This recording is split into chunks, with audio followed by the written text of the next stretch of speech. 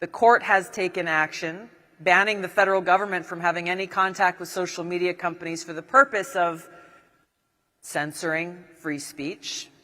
The Biden administration's response, again, was very bold. They are blatant. They're not even trying to hide it. They said that they're challenging this ruling because they're concerned it will limit their attempts to counter domestic extremism.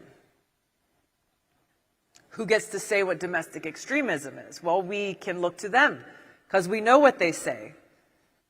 President Biden declared MAGA Republicans and Trump supporters as the greatest threat to our democracy. Maybe they're referring domestic extremists to the, quote, radical traditional Catholics that the FBI has deemed a threat. Why?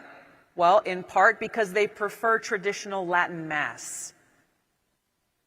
Maybe it's the parents who are going to Board of Education meetings and protesting against the overt sexualization of their kids that's happening in our schools.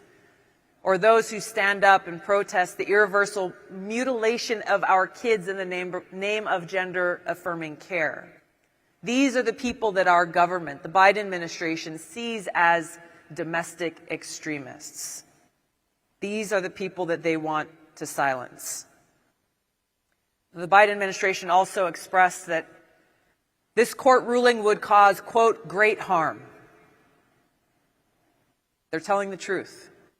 It would cause great harm to their power, to their ability to control us by controlling what information we are allowed to read, what we are exposed to, whose voices we are allowed to hear.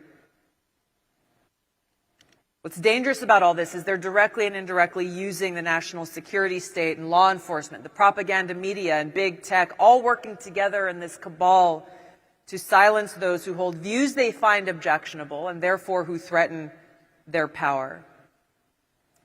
They try to intimidate us into silence, into self-censorship by using their smear, attack, and destroy tactics.